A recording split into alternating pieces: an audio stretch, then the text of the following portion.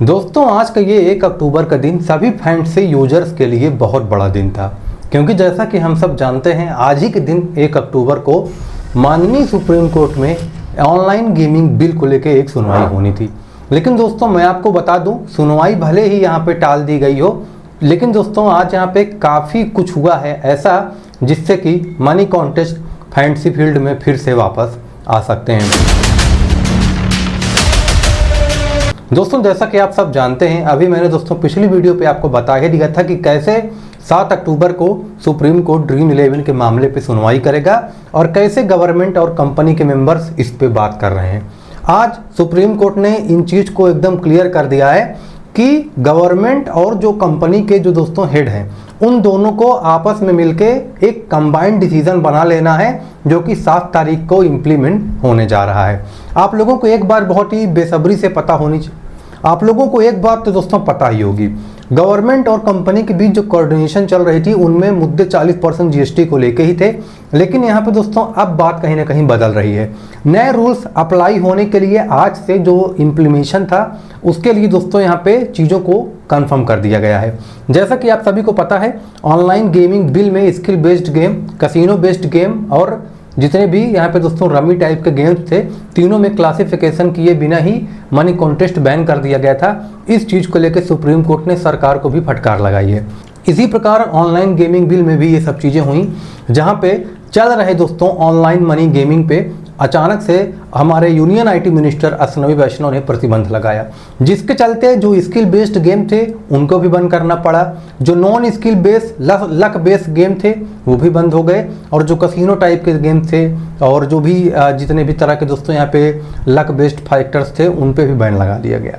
अब जब सब चीज़ों को बैन कर दिया गया तो कहीं ना कहीं कुछ कंपनियों ने इस चीज़ का दावा किया कि सरकार ने ये बिल, ये नियम गलत बनाया है, इससे जो रियल स्किल बेस्ड गेम है उनको भी काफ़ी बड़ा नुकसान हो रहा है। राज्य सरकार भी इनके इस नियम से बिल्कुल भी खुशी नहीं है, क्योंकि उसको भी काफ़ी बड़े अमाउंट में टैक्स जाता था, जिसके लिए सुप्रीम कोर्ट ने बोल दिया है कि जो 7 अक्टूबर को सुनवाई होगी उस दिन हमको वहाँ पे डेट नहीं एक्सटेंड करना है। 7 तारीख को चीज़ें पूरी तरीके से फाइनल होने वाली हैं, इसीलिए आज कई सारी चीज़ों को दिशा निर्देश दिए गए हैं, जिसमें कंपनी वालों को भी दिशा निर्देश दिए गए हैं और इंडियन गवर्नमेंट को भी दिशा निर्देश दिए गए हैं कि चीज़ों को पूरी तरीके से कंफर्मेशन के साथ 7 तारीख को पेश किया जाए। वहाँ पे ये नहीं होगा कि अभी हमने इस चीज़ को क्लासिफिकेशन नहीं किया है, हमने अभी जीएसटी पे बात नहीं किया है। सुप्रीम कोर्ट ने बोला है बैठिए, बात करिए, डिसीजन लाइए और उस चीज़ के ऊपर हम सुनवाई करेंगे कि किसका पक्ष कितना सही है, किसका पक्ष कितना गलत है। इन दोनों फैसलों पे ही पूरा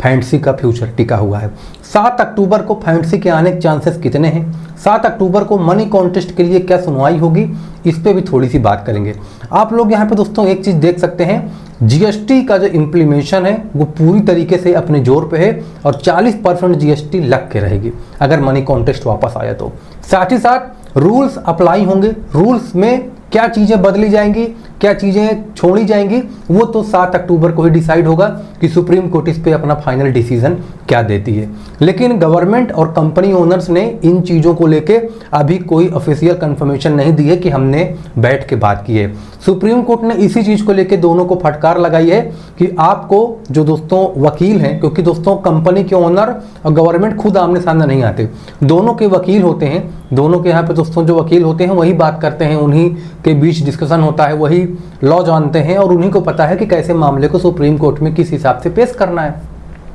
तो सुप्रीम कोर्ट में 7 तारीख को भाई ऐसे ही तो कोई चला नहीं आएगा, आपका पक्ष मजबूत होना चाहिए, आपकी बात सुनी जाएगी, दोनों पक्ष की बात सुनी जाएगी, उसके बाद जो डिसीजन आएगा वो आएगा। तो यहाँ पे साफ तौर पे 2 चीज़ें कन्फर्म है कि जीएसटी लगनी है, क्योंकि बिना जीएसटी लगे गवर्नमेंट मानेगी नहीं, ठीक है, बिना जीएसटी लगाए गवर्नमेंट मानेगी नहीं। और कंपनी पे इस तरह के जो कंपनी है इनमें कुछ ना कुछ दोस्तों प्रतिबंध लगेगा, कुछ रूल लगेगा। हालांकि एक चीज़ तो है कि UP ludo, rummy types, casino types के गेम में थोड़ी समस्या कुछ दिनों तक खींच सकती है, क्योंकि वो स्किल बेस्ड गेम में नहीं आते हैं। गवर्नमेंट भी पूरी तरह डेटा मांगती है कंपनी से कि दिखाइए जितने आप विनर बना रहे हैं सबका डेटा दीजिए, कितना अमाउंट आपने उनको दिया, जिन्होंने जीता आपने उनको अमाउंट दिया भी कि नहीं दिया, जीएसटी कितनी कटी, टीडीएस कितना कटा, एक एक चीज़ गवर्नमेंट उनसे हिसाब मांगती है। तो पूरा इन्हीं सब चीज़ों को लेकर दोस्तों 1 से 7 के बीच में डिस्कशन होगा, चीज़ें चलेंगी। जो भी दोस्तों कन्फर्मेशन हैं, अपडेट्स हैं, इनमें क्या फैसले आएंगे क्या फैसले नहीं आएंगे, ये तो दोस्तों हम 7 अक्टूबर को ही देख पाएंगे।